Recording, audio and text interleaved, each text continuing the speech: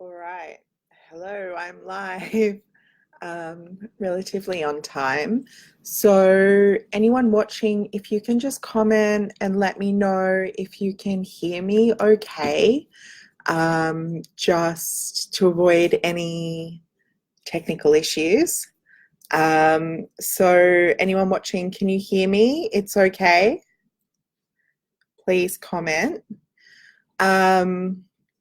So, it's been a little while since I've done one of these videos and I'm a little bit rusty. So please bear with me, but I've got 30 minutes today. I'll try my best not to run overtime because I do talk quite a lot, especially when it comes to mites. But I hope this session is valuable. This video is for the support group specifically. Because we're always growing. There's a lot of people going through pretty terrible issues. So I thought instead of going through one by one, it gives everyone a chance to chat. Okay, so I'll just wait a little bit longer. There's a few people watching now. Can everyone hear me okay? Can you just give me a thumbs up if you can hear? Love hearts as well. I love. Okay, so just when you do a live video, you're in front and there's a camera up here, so I have to look at you guys instead of myself. Okay, so basically a little bit about me, just so you know who you're talking to or listening to and who comments back when people post. So my name is Alex. I work for Ungex. You can tell by my accent we're in Melbourne, Australia. I've been here since November 2014, so that's over 5 years now. And throughout that time, I've obviously been trained by the company. We have our own research and development team. Thanks, guys. I'm glad you can hear.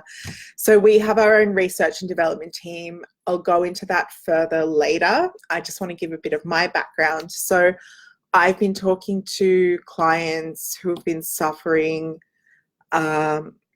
issues with Demodex mites and all sorts of other skin problems for the last 5 years. So I have a pretty wide knowledge of what people are going through, and usually there's an answer, or at least we try and help them find the answers. Awesome, thanks for letting me know, guys. So I'll just kind of talk a little bit while people get the notification that I am live. We have lots of international members in this group, a lot, as far as I know, based in the US. So leave a comment. Where are you watching from? What country? That's kind of cool. So it's like midday, lunchtime here in Australia. So unfortunately not the best time in Europe and the UK, but I kind of tried to make it achievable for most time zones. So I want to talk about a little bit about Demodex mites in general before I go into some more specific questions I've got.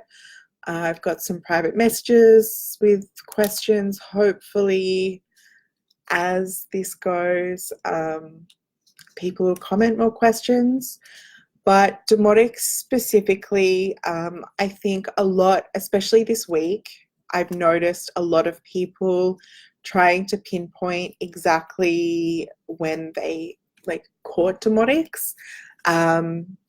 So I think it's really easy to get focused on that when it all started, whether it started very suddenly, your symptoms, sorry, my hands, whether your symptoms started very suddenly or they just kind of crept up over time. So most people will find that it's a slow,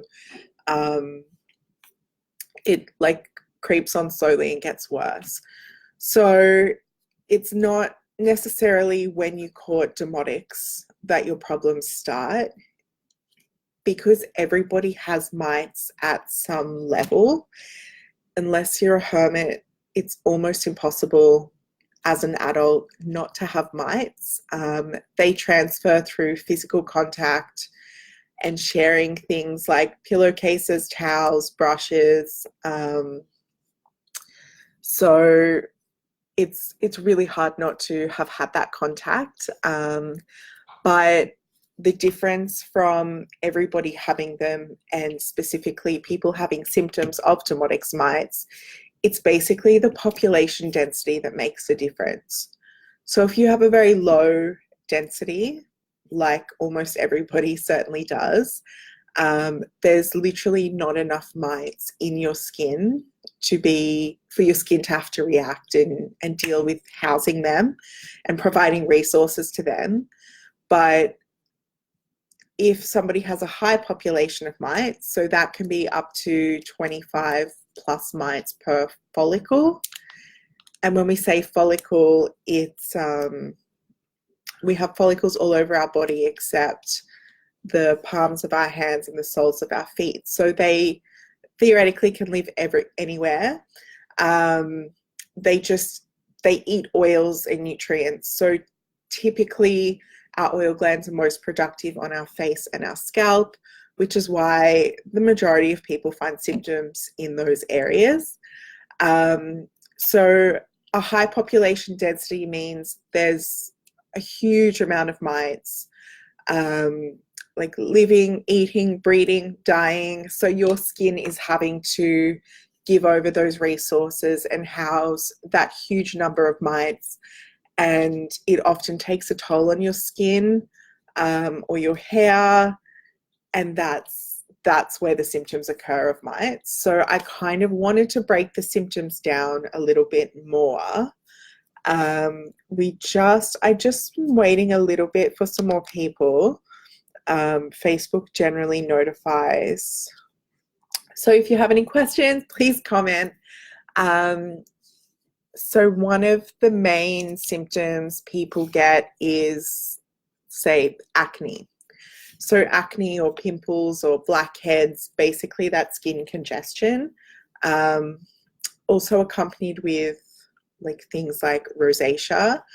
Often they are a symptom of a high population density of Demodex mites, just because basically when mites die under the skin, they liquefy, and it essentially spreads bacteria under the skin, and your symptom is just your skin dealing with that deceased mite population. So in some people, your skin tries to contain it by forming a pimple. So it's, trying to contain that bacteria. And in others, it can be an inflammatory response, which is often what Demodex rosacea can appear like. So when people start treating Demodex mites, often they'll experience, we call it a die-off reaction. It's very common with our treatment because when we go from killing no mites to a lot of mites quite quickly, obviously there's an increase in dead mite bodies, which is an increase in bacteria, which is then your body responding with, some people call it flare-ups, because there's more bacteria to either contain or react to.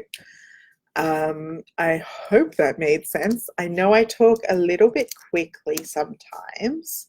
Doing live videos is a good check on yourself for awareness. So I'm just waiting. So a lot of people also experience issues specifically in the scalp. So itching is one of the broadest symptoms when we're speaking to people to determine if it could be Demodex mites. I ask about itching or crawling feelings, especially if they get worse at nighttime, because Demodex don't like the sunshine, more specifically the UV light from the sun. They often hang out under the follicle or in the sebaceous gland during the day, And then when it's dark or when there's a lack of UV light, so that can be daytime for some people as well, they're on the surface in larger numbers moving around.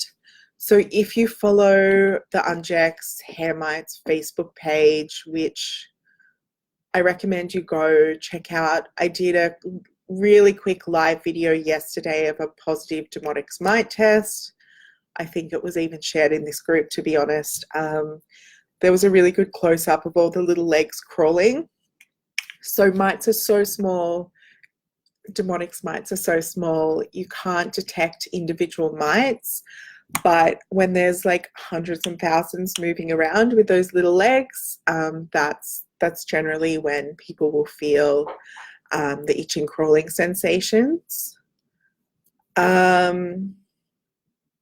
So, oh, Jennifer, you're an angel. Thank you for asking me a question. Do they like to invade and live in breasts under them? So, like breasts, mites love warm, humid environments. So underneath breasts, usually, especially like with wearing bras and clothing, can contribute to that great environment. Most of the time, again, mites will live where there's more resource for them. So their main currency, I guess, is oil or sebum, which is why most symptoms are on the face, but they can definitely live in those kind of warm, moist areas. Like, honestly, I speak to clients, and if you're in this group, there's a chance you're one of them, that they have issues literally from like head to toe. They can be everywhere. Or, you know, people might just have like blepharitis or something. It varies hugely, but they definitely can. If you want to, Jennifer, just comment what your actual symptoms are. Like, are you feeling crawling? Do you have like visible marks? What's going on? I'm happy to talk about it here, or you can message me after if you, maybe it's a bit personal. Either way, I'm happy to chat. So with the face or the scalp, say you have a symptom in maybe just one area, it's better to treat the surrounding areas as well. For example, if you have hair loss, it's Demodex mites, we're treating for that. It's a really good idea to treat the face at the same time, just because mites at nighttime, they move around, and especially when you're treating one area, you don't want to make it a really hostile place for them in your scalp, and for them to move onto your face where it's a better environment, and basically the symptoms to kind of shift. It's better to get rid of them all at once. So we've got some more questions. Does tea tree oil really work? So that's a question. So in theory, tea tree oil definitely kills mites. There's no kind of question about that. But it's when we're treating mites on the skin and not in the lab, because mites spend most of their life under the skin, and most of their population and life cycle is under the skin. If you use tea tree oil, it's very harsh.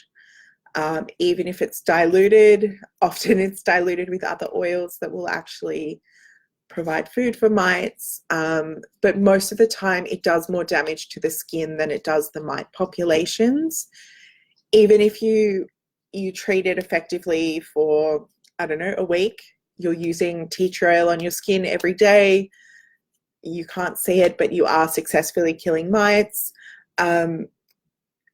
It's too strong to use long term to make a difference in the populations if you already have too many mites. If you just have mild problems, maybe, but it's basically, it's not about just killing mites, it's about getting rid of their whole population and the life cycle, so you don't basically it keeps coming back. Did that make sense? We have a blog post about tea tree oil. It's I'll link it in the comments after this video. But tea trees usually most, like when we speak to people, most people have tried almost everything. Probably in this group, you guys can empathize. I'm sure you've tried everything. Tea tree oil, it may, like I said, it might help. It might like reduce symptoms, but usually it's too harsh. Like mites need to be treated for at least 3 to 4 months to get rid of their whole life cycle. And tea tree and just killing mites is not enough to kind of stop that. I hope that answered your question. I'll leave that blog post after. So let's see. We've got 10 minutes left. So if anyone has any more questions, please leave them below. Again, even after I finish this, you can keep leaving comments, and me and also the other admins will just answer them via text. And if you guys do find this valuable, let me know, and we can do it more often. All right, so there's some more comments coming in. So really quickly, I've got some props. So I'm I'm just sitting at my desk here in the office. So my desk is filled with props. So first of all, I've got this. Let me get it in focus. This little diagram. So this is a cross section of a follicle. So basically, just quickly again about mites, there's 2 species that live on humans. So there's the Demodex folliculorum, but if you do see videos of a live mite test, usually it's the folliculorum that people get a visual ID on, because they live like under the hair follicle itself. We pick them up more often because they're like come to the surface a little bit more often than the other kind. So the folliculorum live under the follicle, so they're quite long. And then there's the Demodex brevis that live in the actual oil glands. So they are a lot shorter, and they don't come out as often. So people who have a higher population of the brevis, they can take a little bit longer to treat, because basically they're not coming onto the surface as often. So we are not, it takes longer to get on top of their populations. All right, so I've got a new question from Kimberly. They love my forehead, go away, then come back in 2 weeks. Yeah, so a lot of foreheads. Kimberly, do you have, like, what are your symptoms? Is it acne? Is it itching? What's going on? So I can answer it a little bit better. But like I said, in general, especially that T-zone section on your face, which in most people is high in oil production, because mites eat oil, they depend on it.